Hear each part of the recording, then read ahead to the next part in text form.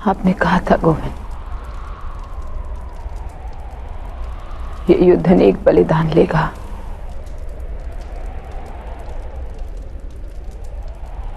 मेरे सारे पुत्रों का बलिदान देना होगा।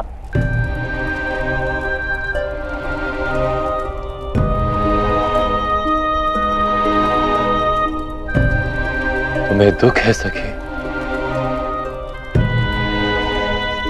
कि तुमने ये युद्ध किया।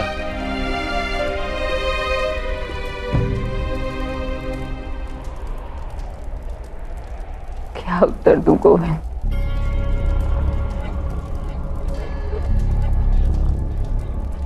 देह की पीड़ा कल्पना में अधिक प्रतीत होती है,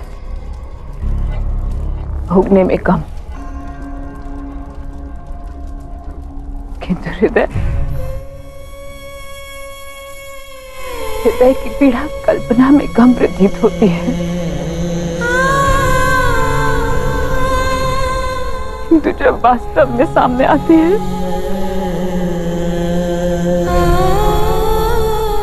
सहन करने की सीमा से बाहर चली जाती है।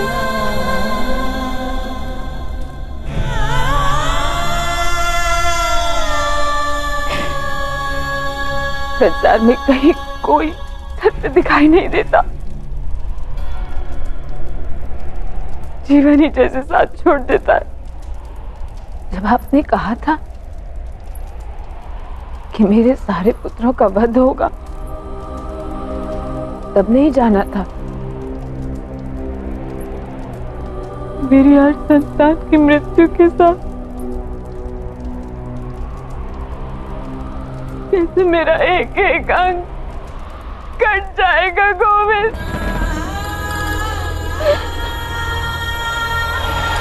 प्रत्येक आती हुई श्वास मुझे 100 नागदंशों की पीड़ा देती है गोविंद। हट जाती हुई श्वास एक चीख बनकर निकलती है।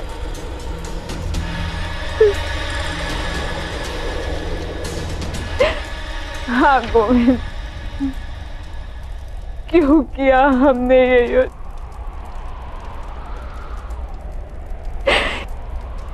क्या लाभ प्राप्त हुआ हमें? आपने अपने चमत्कार से मनुष्य के व्यवहार में परिवर्तन क्यों नहीं कर दिया? सबको धर्म का मार्ग दिखाया होता। चमत्कार से मनुष्य की आत्मा में परिवर्तन नहीं होता सखी। आत्मा परमात्मा का अंश और उसकी स्वतंत्रता की कोई मर्यादा नहीं। धर्म के मार्ग पर चलना है या अधर्म के मार्ग पर, यह आत्मा निश्चित करती है और उसके उस निश्चय को कोई चमत्कार बदल नहीं सकता।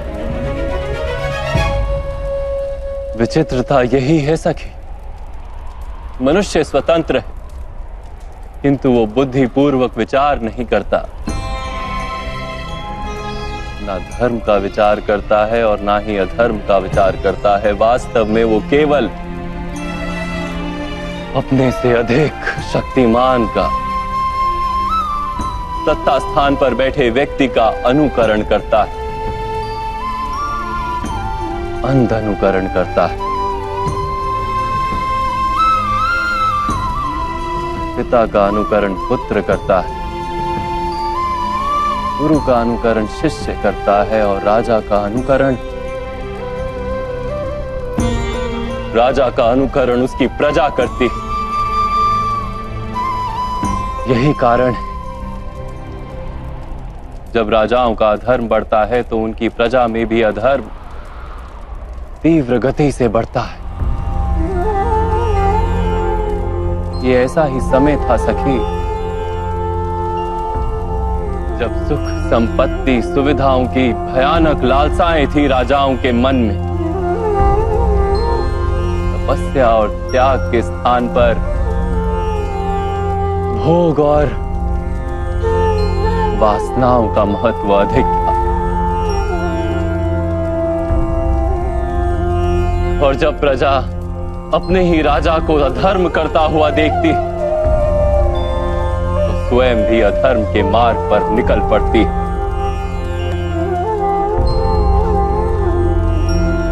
विचार करो सखी,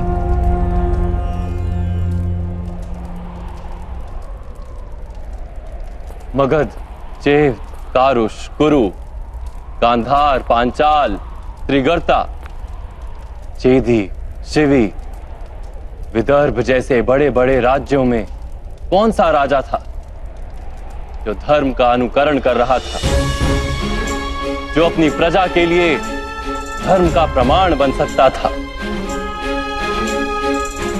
एक भी नहीं।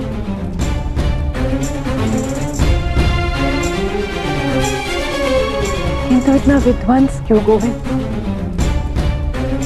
कोई अन्य मार्ग नहीं था?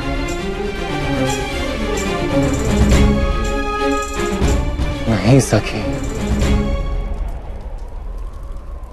इसी बात का तो दुख है। जिस वृक्ष पर कड़वे फल लगते हों उस वृक्ष को उखाड़ कर मधुर फल देने वाला वृक्ष लगाना पड़ता है। उसी वृक्ष को अधिक खाद पान देने से या उसकी टहनियों को काट छांट करने से फल मधुर नहीं हो जाते। आर्यवर्त का जो संबंध भूतकाल से था उसे पूर्णता काटकर नए भविष्य का निर्माण करना अनिवार्य था। भविष्य को शुद्ध करने हेतु इस अशुद्ध वर्तमान को तोड़ना अनिवार्य था।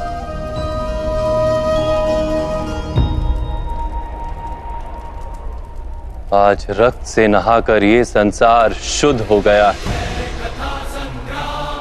आर्यवर्त की प्रजा जिन अधर्मी राजाओं का अनुकरण करती थी उन सभी राजाओं का नाश हो गया है।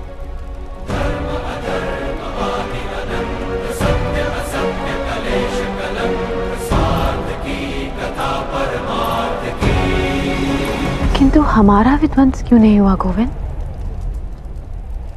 हम भी तो भूतकाल की धरोहर लेकर जी रहे हैं। तुम अग्नि से जन्मी हो सखी,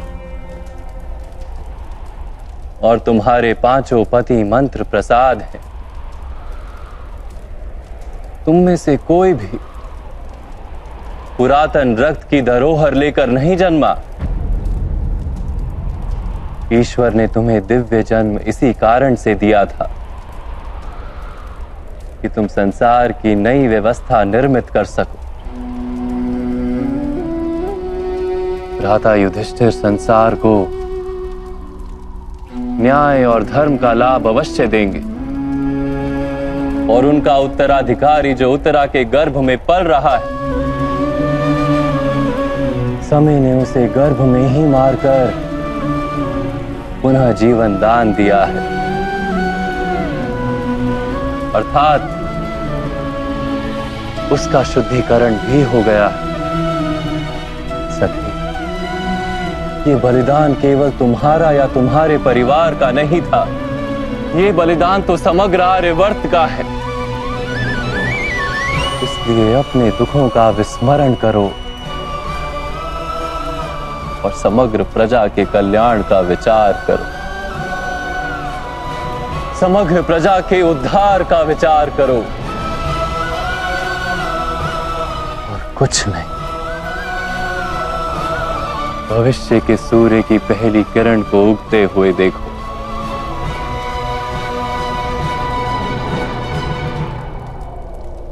जो सबकी प्रतीक्षा कर रही है।